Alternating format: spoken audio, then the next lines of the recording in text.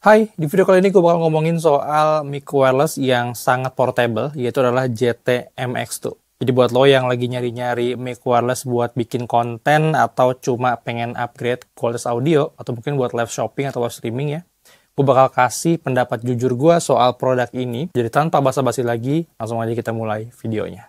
Oke, kita mulai dari unboxing dulu.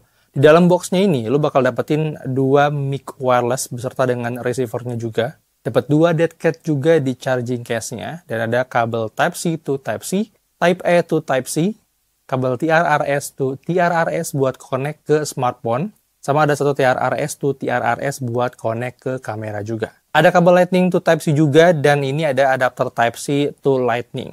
Ada Type-C male to Type-C male, dan ini juga paling penting. Ini kalian dapat pouch-nya juga buat nyimpen mic sama aksesorisnya yang super banyak ini. Biar lebih gampang kalau misalnya mau dibawa-bawa. Anyway, ini suara yang lu dengerin sebenarnya udah pakai JT-MX2, jadi lu bisa nilai sendiri seperti apa kualitas suaranya.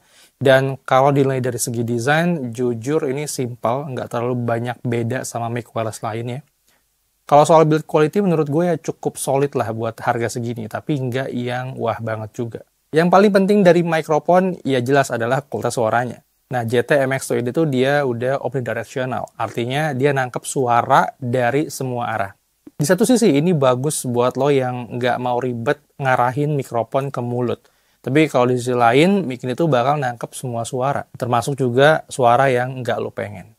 Dia juga punya fitur noise reduction sebenarnya. Ya lumayan lah buat ngurangin suara bising di sekitar.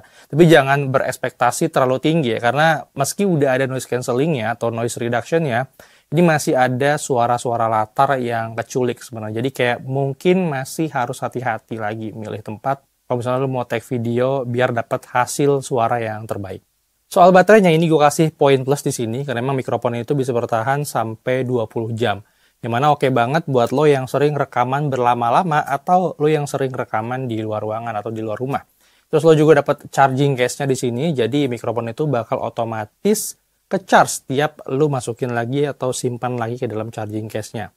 Praktis sih, tapi ingat ya, ini nge-charge-nya ini butuh waktu sekitar 2,5 jam. Jadi kalau misalnya lu buru-buru ya ini agak annoying sih.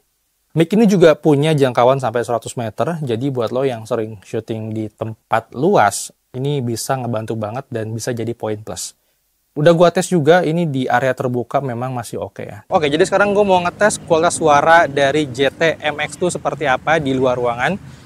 Kebetulan gue udah ada di taman kali ini, dan ini tamannya cukup luas. Gue lagi ada di taman di kawasan Kelapa Gading, terus di sampingnya juga ini jalan raya, jadi cukup berisik lah.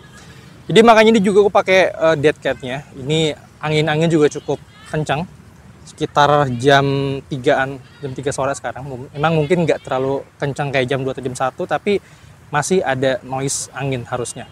Satu hal yang gue suka, dia tuh gampang banget pairingnya. Jadi kayak langsung connect, cuman memang pas pertama kali kita cabut, itu kita harus hidupin ulang dari tombolnya. Jadi nggak yang otomatis hidup. Satu fitur unik yang ditawarkan sama JT-MX itu adalah dia punya fitur reverb effect. Jadi suara yang direkam ini bisa ngeluarin gema gitu. Tapi kayak menurut gue ini nggak selalu cocok dipakai sih. Karena buat lo yang pengen hasil natural, mungkin fitur ini nggak akan terlalu kepake sih.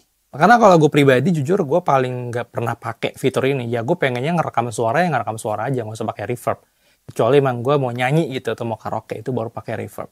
Oke, sekarang mari kita bahas soal kelebihan dan kekurangan dari JT MX2 ini. Kelebihan yang pertama, dia punya baterai ini awet banget. Seperti yang gue mention tadi, dia bisa sampai dengan 20 jam. Dan ini sangat ngebantu banget buat lo yang memang sering lupa nge-charge, tapi tetap lo harus jaga-jaga juga untuk sering-sering liatin lagi indikatornya, siapa tahu ini charging case-nya udah mau habis baterainya. Yang kedua tentunya adalah karena charging case-nya ini ya, dimana dia menurut gua dengan adanya charging case ini sangat ngebantu banget buat dibawa kemana-mana ya, terutama dia juga punya pouch yang bisa nyimpan berbagai macam aksesorisnya. Kelebihan selanjutnya adalah mic wireless ini itu kompatibel di berbagai macam alat ya, kayak ini bisa dipakai di mirrorless kamera, bisa dipakai di Android, atau bisa juga dipakai di iPhone. Dan kelebihan lainnya ini jangkauan jaraknya ini cukup jauh sekitar 100 meter, dan ini buat lo yang pengen bikin video jarak jauh atau di luar ruangan ini sangat membantu. Tapi kekurangannya adalah noise reduction-nya ini tuh nggak sempurna. Jadi kalau misalnya lo pakai noise reduction-nya, Ini mungkin bakal ngurangin kualitas audionya. Jadi lo mungkin harus pertimbangin lagi di situ sih. Kalau emang nggak butuh-butuh banget noise reduction, menurut gue yang nggak usah dipakai. Kayak di ruangan kayak gini, ini nggak perlu pakai noise reduction pun harusnya sudah oke. Kecuali kalau misalnya lo mau pakai di luar ruangan, atau di taman yang mungkin di pinggir-pinggir jalan gitu, ya itu mesti pakai noise reduction sih.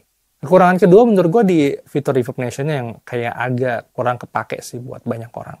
Karena memang biasanya kalau fitur-fitur reverb nation kan, setahu gue ini seringnya dipakai di kondisi ketika lu mau nyanyi atau lu mau karaoke atau cover lagu. Nah sementara ini kan jarang banget ya, kayak nggak common aja untuk dipakai nyanyi atau dipakai lagu lah. Sementara ini lebih commonnya ya dipakai untuk syuting atau ya kebutuhan reguler aja lah yang memang nggak terlalu butuhin fitur reverb juga sih sebenarnya. Jadi fitur reverb efeknya menurut gue ini agak kurang relevan ya buat semua orang. Sama satu lagi nih, ini tuh kayak si mic-nya, dia kan kayak punya ini ya, kayak punya jepitan di bagian sini. Nah ini jepitannya ini tuh kalau misalnya lu cantolin atau lu sangkutin di kamera, jatuh. Dia tuh kayak nggak muat gitu, kayak nggak pas gitu. Ini kekecilan.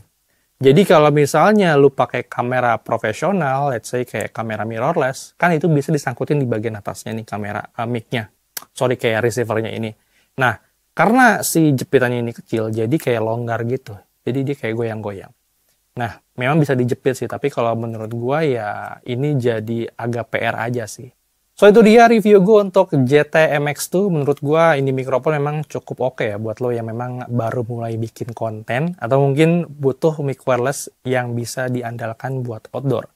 Atau mungkin buat lo yang suka live shopping atau live streaming nyari gift ya di TikTok atau di manapun.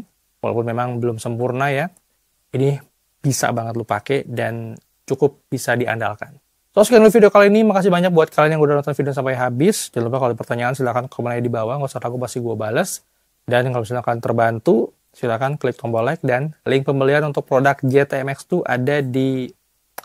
Harusnya sekarang udah ada YouTube Shopping ya, jadi nggak perlu pakai link di deskripsi. So, makasih guys sudah nonton video sampai habis. Thank you guys for watching. See you on my next video. I'm Wahyugo. I'm signing out.